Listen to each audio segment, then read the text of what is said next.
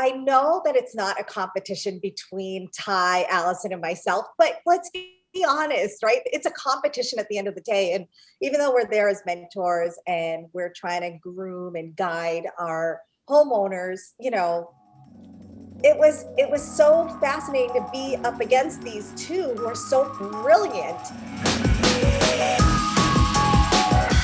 What's up, everyone? Victoria here with popculture.com. And today I feel like I'm having a party with these three. I have some of the biggest personalities in television, joined by Ty Pennington, Alison Victoria, and Taniya Nayak.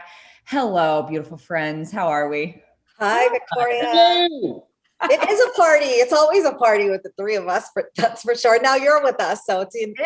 Listen, I'm happy to join the party anytime. And Allison has some. Is that liquor in the background? I have an entire bar behind me, so we're all good. Why we're not drinking right now, I don't know. I do too. Let's do it.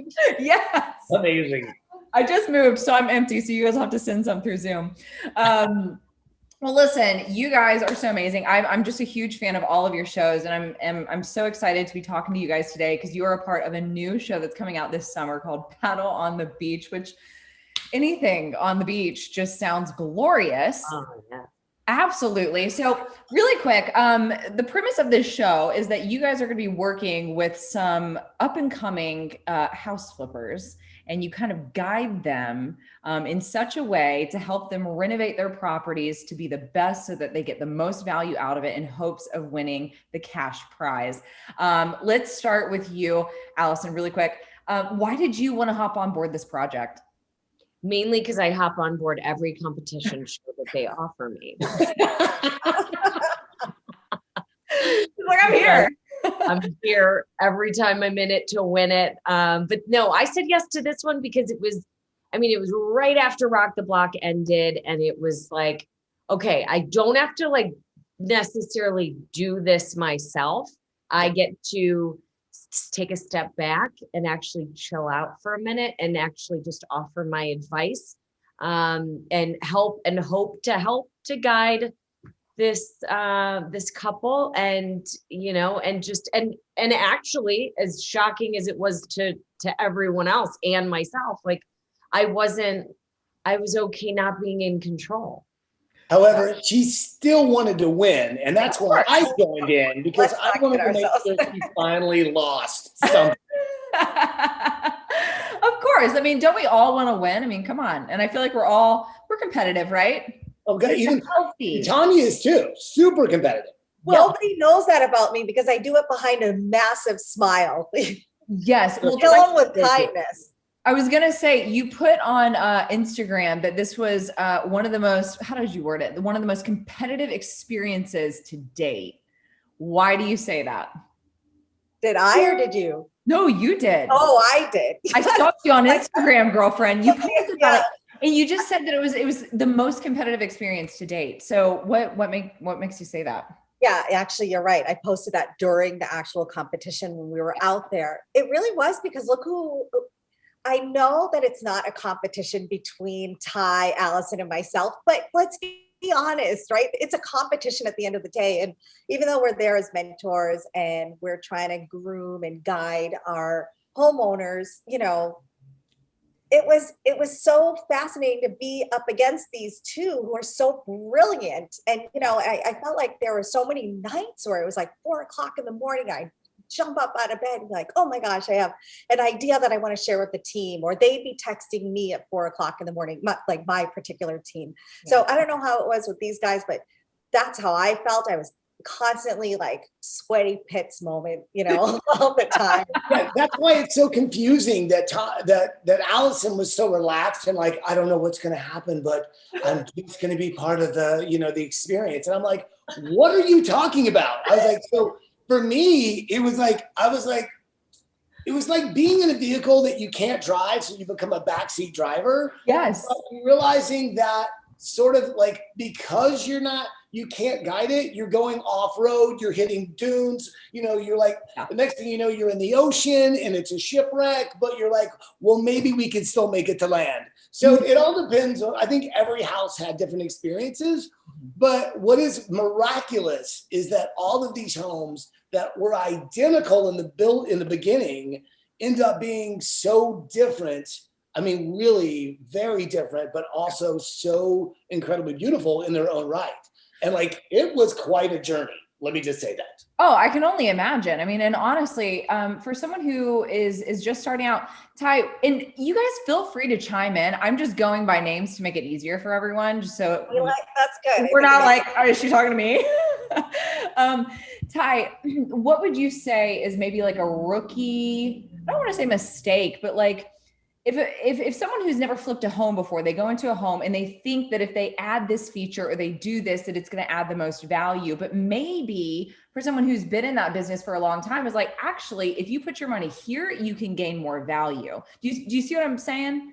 Yeah, well, I think there's two things there. I mean, you definitely need to know like what rooms are going to add the most value, right? And I think most people do, which is your kitchens, your bathrooms, but especially if you're going to be doing a kitchen that's adjacent to a dining room or a living room, because you kind of have to do both at the same time.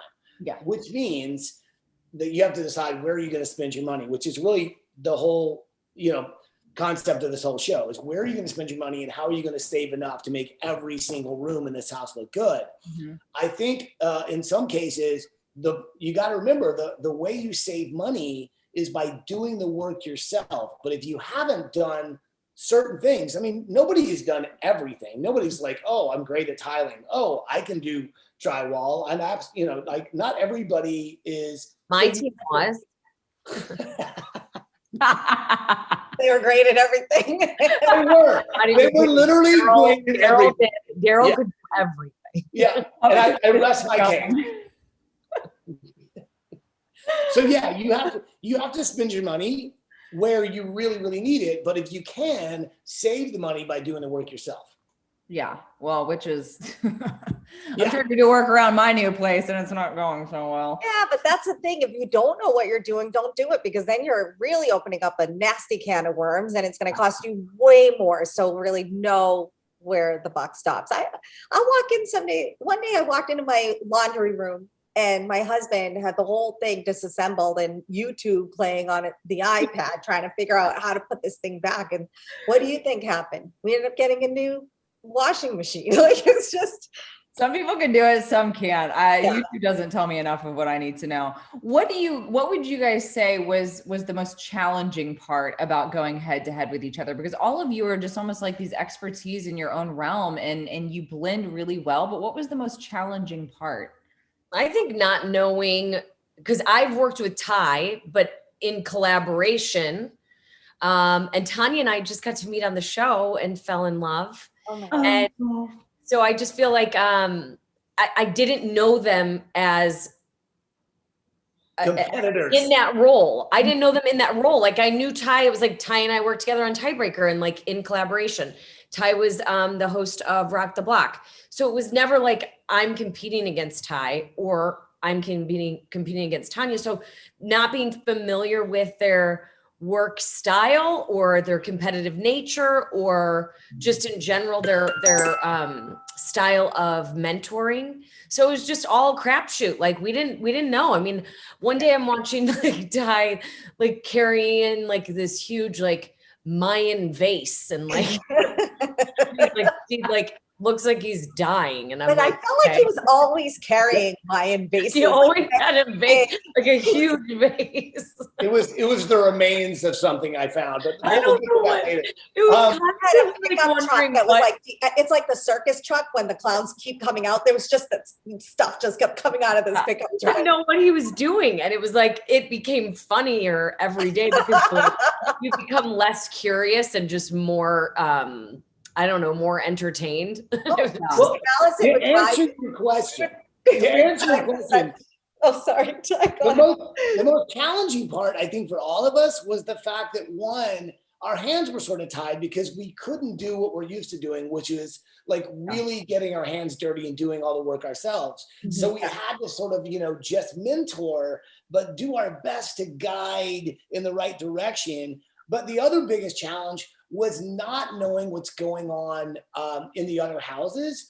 But we were also so competitive. We didn't want to take a sneak peek. Like we didn't want to know what we each were doing in the other houses because I didn't want to be influenced by their ideas. because it might taint the direction like that we were going as a team. And that's how we all felt. So like we got together, we played karaoke, we partied, we had fun, but we never talked about exactly what was going on in the rooms because we were that competitive. We really all wanted to win this for our teams.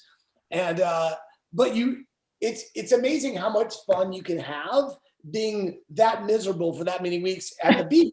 Like I never heard anyone complain about the beach as much as I heard Alison. She was like, it's horrible. It's like people spend thousands of dollars to come to the beach every year. I don't was get in my it. glory.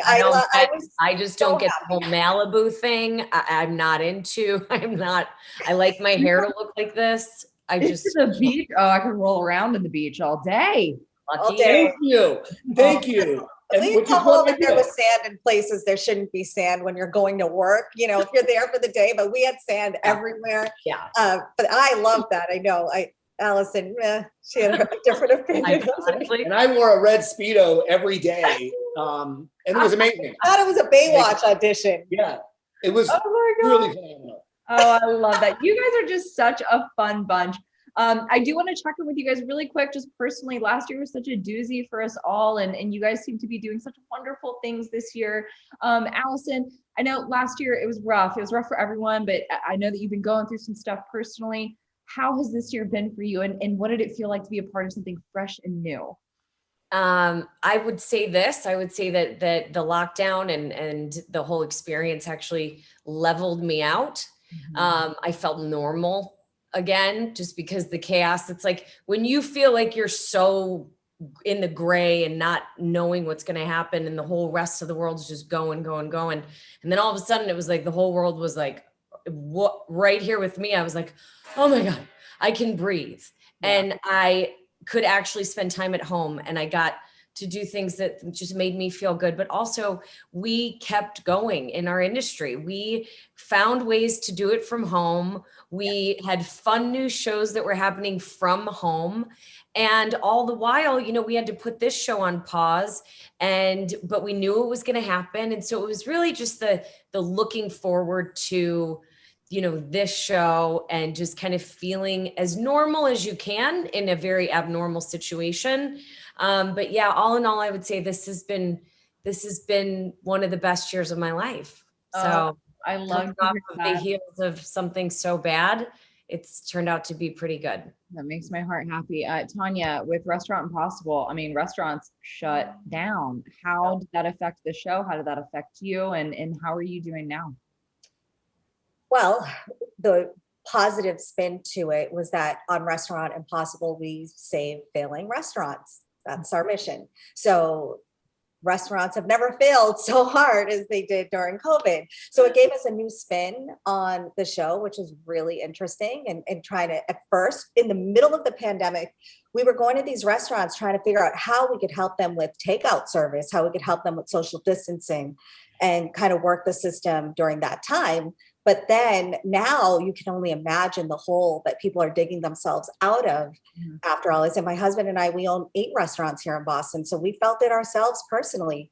And I think that's why it's such a connection for me when I do this show, because I get it. You know, we do this. It's part of our life. So it's really, I feel really blessed to be able to do a show where we can actually give back and help people.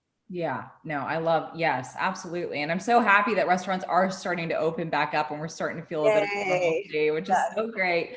Ty, you know, I follow all of you guys on Instagram. Ty, you seem to be so happy in your relationship, but I also feel like you are so busy and you're doing 1,000 projects. How do you balance work life and personal life?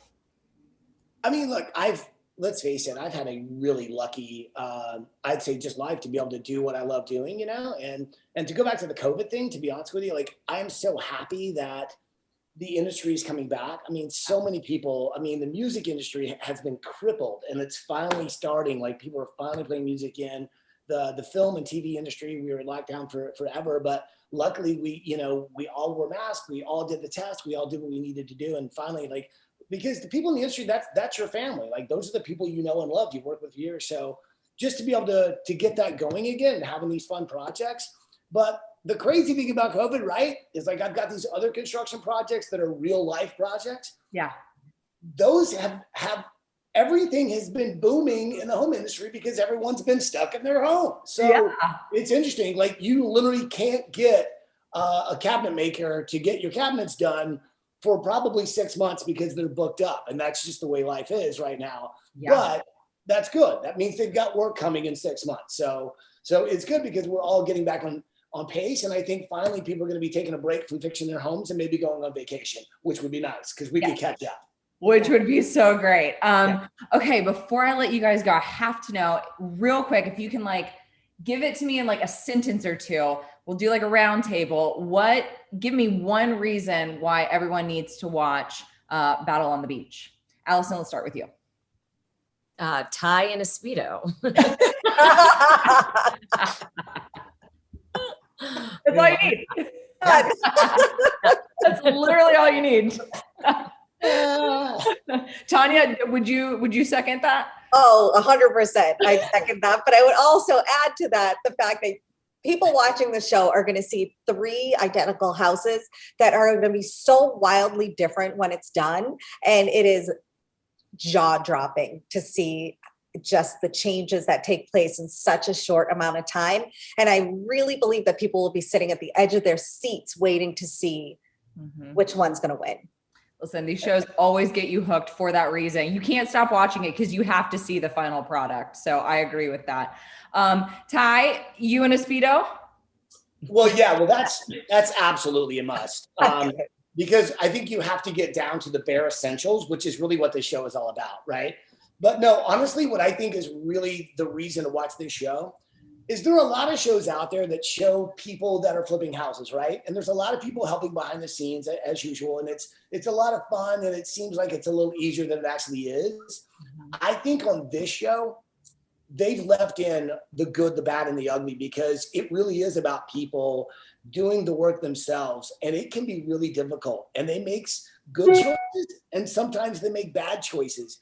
And if anybody has ever experienced it or wanted to try it, this is the show to see how it can go. It really is like, if it can go wrong, it will go wrong. And if you get lucky, it can turn out beautiful. And in this case, it's really hard to say which is the more beautiful home. It really all depends on your taste. And I think all of these couples, you really get to see the strength in the way a family can deal with stress. Also, like trying to do a flip while you've also got kids at home that you're away from. I mean, it's crazy. Like we put these guys through so much. Yeah. So in many ways, we were not just mentors, we were psychiatrists, but it worked. And so that's why I would watch, because there's definitely going to be some real life lessons that you can learn from this. Which is great, because I'm assuming that a lot of people think flipping a home can be a little easier said than done, because when you see the process, it's so fun to watch that you think, oh, I can do that. And then you actually get into it and you're like, maybe not. Yeah. Oh, listen, I'm so very excited for everyone to see this series. You guys are absolutely wonderful. Thank you so much for your time. I don't know what else to say. I mean, you guys on a beach, tying a Speedo. I mean, what else can you say? All right, everyone. Thank you so much. For everyone, more on your favorite celebrities, make sure you keep it right here at popculture.com.